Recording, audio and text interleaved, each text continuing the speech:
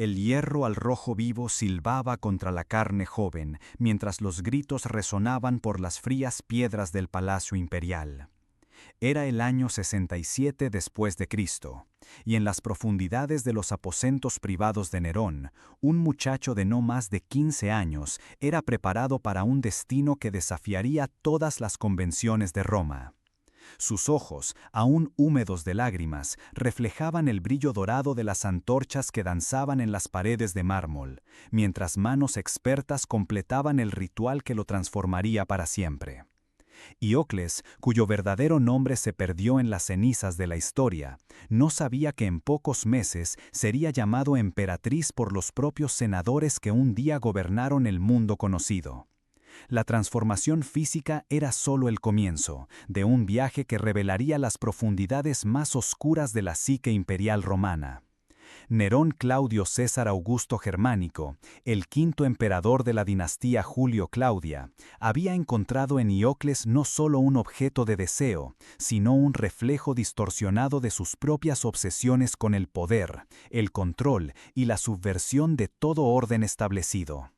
Lo que comenzó como un capricho imperial se convertiría en una de las más perturbadoras demostraciones de cómo el poder absoluto puede corromper no solo al tirano, sino también a aquellos que se ven forzados a orbitar su órbita destructiva. Iocles había llegado a Roma como miles de otros jóvenes esclavos, traído de las provincias orientales durante una de las campañas militares que constantemente alimentaban al imperio con carne humana fresca. Su belleza era incuestionable, rasgos delicados que parecían esculpidos por un artista griego, cabellos dorados que capturaban la luz del sol mediterráneo y una gracia natural que lo distinguía incluso entre los esclavos más hermosos del mercado. Pero fue precisamente esa belleza la que se convertiría en su condena y, paradójicamente, en su elevación a alturas inimaginables de poder y degradación. Los primeros relatos sobre Iocles aparecen en los escritos de Suetonio, quien describe con detalles perturbadores cómo el joven fue presentado a Nerón durante un banquete en el cual el emperador, ya embriagado por el vino y el poder, declaró haber encontrado a la mujer más bella en cuerpo de hombre. La observación, que inicialmente pareció una más de las muchas excentricidades imperiales, pronto se revelaría como el presagio de una obsesión que consumiría tanto al emperador como a su víctima. La castración de Iocles no fue un acto impulsivo. Documentos encontrados en los archivos imperiales, aunque fragmentarios, sugieren que Nerón planeó meticulosamente la transformación del joven, consultando a médicos alejandrinos especializados en tales procedimientos e importando perfumes y cosméticos de Oriente para completar la metamorfosis. El proceso duró semanas, durante las cuales Iocles fue mantenido en aposentos lujosos, pero siempre bajo vigilancia, mientras su cuerpo era gradualmente modificado para satisfacer las fantasías imperiales. Tácito, en sus anales, relata que durante ese período, susurros recorrían los pasillos del palacio sobre los gritos que resonaban desde las cámaras privadas del emperador. Esclavos que trabajaban cerca hablaban de noches enteras en las que sonidos inquietantes, una mezcla de dolor y placer, de llanto y risa, se filtraban a través de las pesadas cortinas de seda que separaban el mundo imperial del resto de la humanidad.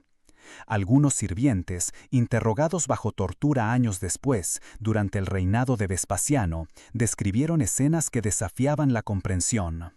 Nerón vistiendo a Iocles con las sedas más finas, pintando su rostro con cosméticos importados de la India y llamándolo por los nombres de sus esposas muertas, particularmente Popea Sabina, quien había muerto tras recibir una patada del propio emperador durante una discusión doméstica. La primera aparición pública de Iocles como esposa de Nerón ocurrió durante los Juegos Gladiatorios del 67 después de Cristo, cuando el emperador, usando una toga púrpura bordada con hilos de oro, presentó al joven transformado a la élite romana como «mi más amada consorte». El silencio que siguió fue más elocuente que cualquier protesta. Senadores encanecidos que habían servido durante los reinados de Claudio y Calígula bajaron la mirada, sus rostros pálidos reflejando el horror y la impotencia ante la demostración de poder imperial. Nadie se atrevió a cuestionar, nadie osó protestar. El miedo se había convertido en la única constante en la vida política romana. Iocles, durante esas primeras apariciones públicas, presentaba una figura simultáneamente fascinante y trágica. Vestido con las sedas orientales más finas, su rostro cuidadosamente pintado con cosméticos que realzaban su belleza andrógina, se movía con una gracia estudiada que sugería tanto entrenamiento intensivo como resignación profunda. Testigos de la época describieron sus ojos como ventanas a un abismo, reflejando una tristeza que ninguna cantidad de oro o poder podía enmascarar completamente. La relación entre Nerón y Iocles rápidamente se convirtió en el centro de la vida palaciega. El emperador, que ya había demostrado una propensión a relaciones complejas y a veces violentas, encontró en Iocles un lienzo en blanco sobre el cual proyectar sus fantasías más oscuras. Cartas preservadas en los archivos de Herculano, descubiertas siglos después, revelan la naturaleza obsesiva de esa relación. En una de ellas, dictada por el mismo Nerón a un escriba, el emperador describe a Iocles como «mi creación más perfecta, moldeada por mis propias manos para ser la encarnación de todos mis deseos». Pero la creación de Nerón no era solo física. Iocles fue sometido a un proceso de reeducación que buscaba borrar completamente su identidad anterior. Profesores particulares fueron contratados para enseñarle etiqueta femenina, danza, música e incluso artes domésticas consideradas apropiadas para una matrona romana. Al mismo tiempo, se le prohibió hablar su lengua nativa, forzado a adoptar un latín que Nerón consideraba más femenino y agradable a sus oídos. El proceso de transformación no se limitaba a las horas de entrenamiento formal. Documentos de la época sugieren que Nerón pasaba horas observando a Iocles, estudiando cada movimiento, cada expresión, cada gesto, como un escultor obsesivo perfeccionando perpetuamente su obra maestra. Esclavos que servían en los aposentos imperiales relataron años después que frecuentemente encontraban al emperador simplemente contemplando a Iocles mientras éste dormía, sus facciones iluminadas por la luz trémula de las lámparas de aceite. La relación entre ambos hombres, si aún podían llamarse así, se caracterizaba por una dinámica de poder que trascendía las ya complejas jerarquías romanas. Iocles no era simplemente un esclavo sexual, se había convertido en una extensión de la propia personalidad de Nerón, un reflejo vivo de sus fantasías y obsesiones. En público, el emperador lo trataba con una deferencia exagerada que rozaba la parodia, llamándolo mi señora y mi emperatriz, títulos que hacían temblar a los senadores no solo por su absurdo, sino por la demostración de poder absoluto que representaban. Durante los festivales religiosos, Iocles era obligado a participar en ceremonias tradicionalmente reservadas a mujeres casadas con ciudadanos romanos, vestido con una estola blanca y usando un velo que apenas ocultaba la masculinidad de sus rasgos, ofrecía sacrificios a los dioses domésticos mientras Nerón observaba con evidente satisfacción. Estas ceremonias, que inicialmente causaron escándalo entre la élite romana, gradualmente fueron aceptadas por la fuerza del hábito y el miedo. La normalización de lo anormal era, quizás, la demostración más sutil y perturbadora del poder imperial. Los efectos psicológicos de esta transformación forzada en Iocles eran evidentes para quienes lo observaban de cerca. Médicos de la corte, en informes secretos que solo salieron a la luz siglos después, describieron episodios de profunda melancolía durante los cuales el joven se negaba a comer o hablar durante días. Otros relataron momentos de furia descontrolada cuando destruía objetos de valor incalculable en sus aposentos, como intentando romper las cadenas invisibles que lo aprisionaban a una existencia que no había elegido. Paradójicamente, Iocles también comenzó a desarrollar una forma distorsionada de afecto por su captor y creador.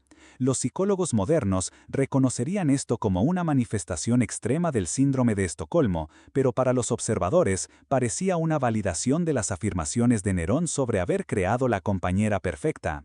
En momentos íntimos, presenciados por esclavos discretamente posicionados, Iocles demostraba una ternura genuina hacia el emperador, tocándolo con suavidad y susurrando palabras de consuelo durante sus frecuentes pesadillas.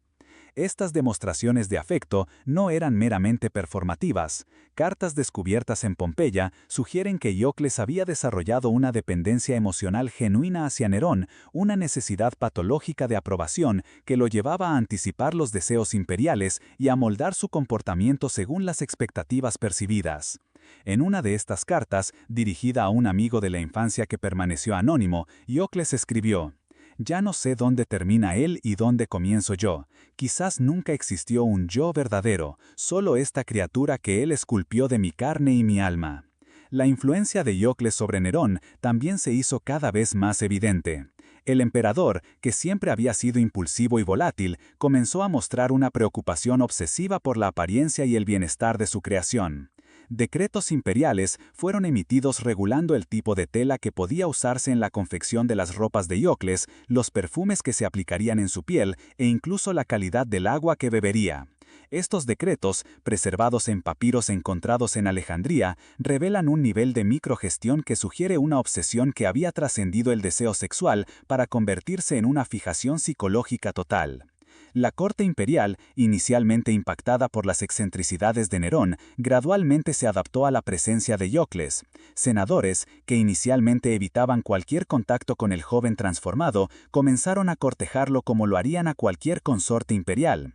Regalos costosos eran ofrecidos, favores eran solicitados y alianzas políticas eran forjadas a través de su mediación.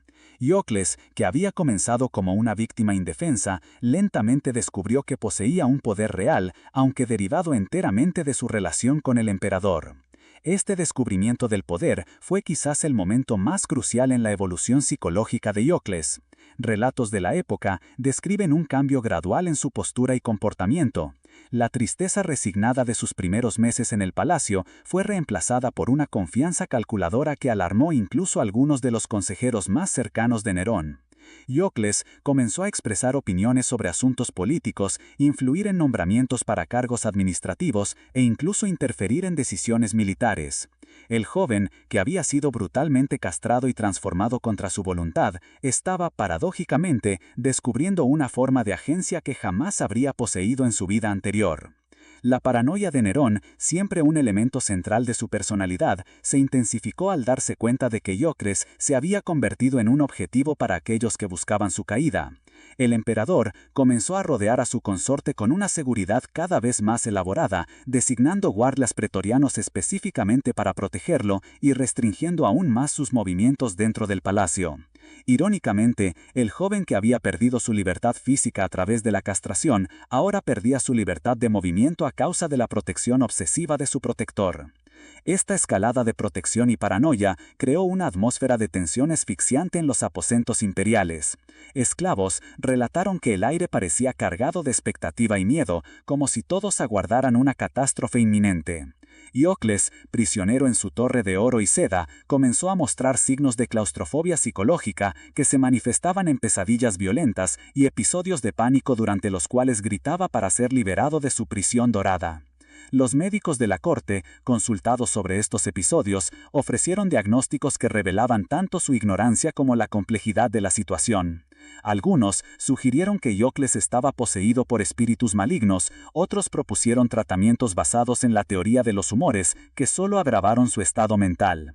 Nerón, confrontado con el deterioro psicológico de su creación, oscilaba entre la furia y el desespero, culpando ora a los médicos por su incompetencia, ora a los propios dioses por su ingratitud ante su obra perfecta. La situación se volvió aún más compleja cuando empezaron a circular rumores sobre la posibilidad de que Iocles estuviera embarazado. Aunque anatómicamente imposible tras su castración, la idea captó la imaginación popular y se propagó por Roma como fuego en rastrojo. Nerón, lejos de desmentir esos rumores, pareció alentarlos, posiblemente como una forma de legitimar aún más su relación no convencional. Se organizaron ceremonias elaboradas para celebrar el supuesto embarazo, incluyendo sacrificios a los dioses de la fertilidad y banquetes donde Iocles era exhibido con el vientre artificialmente abultado mediante almohadas cuidadosamente colocadas. Esta farsa del embarazo representó quizás el punto culminante del descenso de ambos hombres en la locura. Hierocles, inicialmente reacio a participar en la representación, gradualmente comenzó a creer en su propia actuación, desarrollando síntomas psicosomáticos que imitaban un embarazo real. Empezó a sentir náuseas matinales, a experimentar cambios de humor extremos e incluso a percibir movimientos fantasma en su vientre. Los médicos modernos reconocerían esto como una manifestación de embarazo psíquico, pero para los observadores contemporáneos parecía una confirmación sobrenatural de la voluntad imperial. Nerón, completamente absorto en la fantasía, comenzó a hacer preparativos elaborados para el nacimiento de su heredero. Se acondicionaron aposentos especiales, se consultaron parteras e incluso se eligieron nombres para el niño que nunca podría existir. El emperador pasaba horas hablando con el vientre de Hierocles, susurrando promesas de poder y grandeza para el hijo que existía solo en su imaginación febril. La farsa no podía continuar indefinidamente. Cuando llegó la fecha señalada sin ningún nacimiento, la realidad comenzó a filtrarse por las grietas de la fantasía imperial.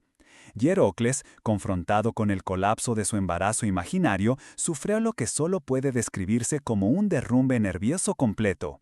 Durante días se negó a abandonar sus aposentos, alternando entre llantos inconsolables y un silencio catatónico. Nerón, incapaz de aceptar el fracaso de su fantasía, culpó inicialmente a médicos, astrólogos e incluso a los propios dioses por lo que veía como una traición cósmica.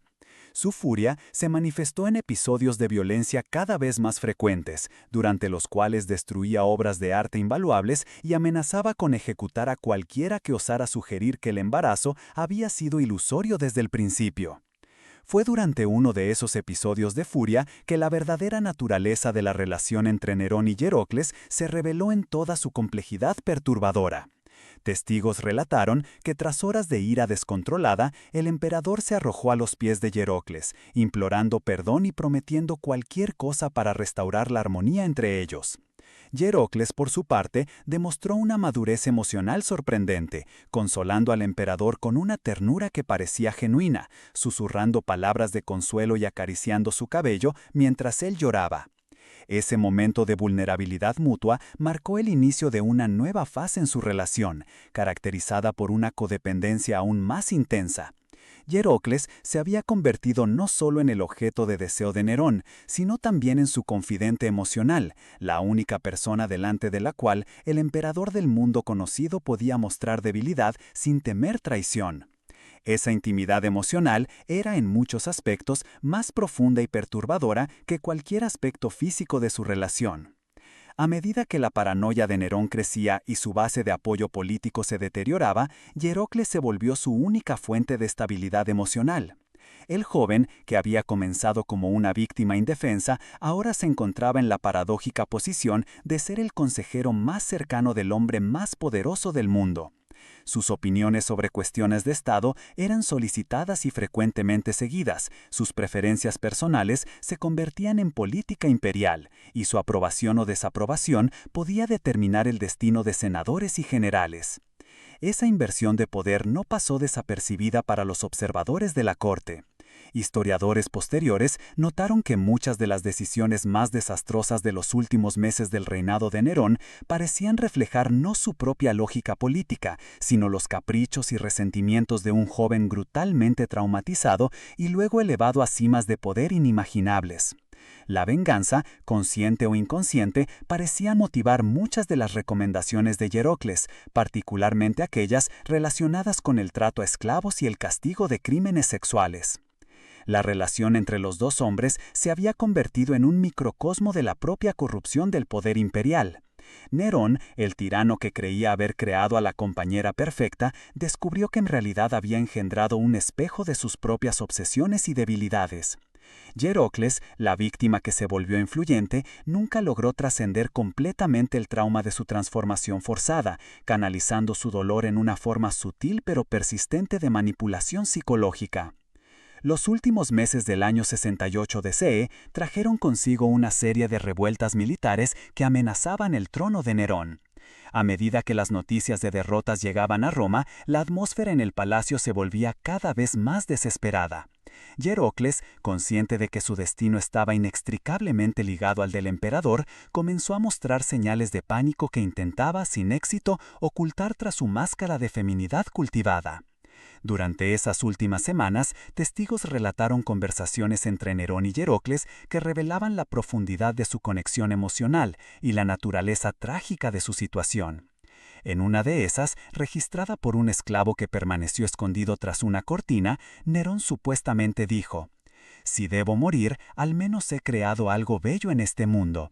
A lo que Hierocles respondió: «No me creaste, me destruiste, pero quizás en la destrucción he encontrado una forma de vida que nunca hubiera conocido de otra manera». Esta aceptación filosófica de su situación imposible demostró una madurez emocional dramáticamente con la creciente inestabilidad mental de Nerón. A medida que el emperador se volvía cada vez más errático, alternando entre periodos de negación absoluta y pánico total, Hierocles parecía haber encontrado una forma de paz interior basada en la aceptación de su propia naturaleza paradójica. La muerte de Nerón en el 68 DCE, ya fuera por suicidio o asesinato, marcó el fin abrupto de la existencia imperial de Hierocles. Sin la protección del emperador, el joven que había sido transformado en mujer, elevado a consorte imperial y luego convertido en consejero político, se encontró súbitamente vulnerable en un mundo que no tenía lugar para alguien como él. Los registros históricos sobre el destino final de Hierocles son fragmentarios y contradictorios. Algunas fuentes sugieren que fue ejecutado inmediatamente después de la muerte de Nerón, eliminado por los nuevos gobernantes como un recuerdo embarazoso del régimen anterior. Otras fuentes, sin embargo, apuntan a un destino más complejo y en ciertos aspectos más trágico. Documentos descubiertos en los archivos de una familia patricia sugieren que Hierocles pudo haber sobrevivido a los primeros días tras la caída de Nerón, mantenido con vida por aquellos que veían valor en sus conocimientos sobre los secretos de la corte imperial. Estas fuentes describen a un joven que había perdido no solo a su protector, sino también su identidad. Sin el contexto imperial que daba sentido a su existencia transformada, Hierocles aparentemente entró en un estado de profunda confusión psicológica, incapaz de reconciliar las múltiples identidades que le habían sido impuestas. Un relato particularmente perturbador, encontrado en una carta de un médico alejandrino, describe un encuentro con Hierocles varias semanas después de la muerte de Nerón.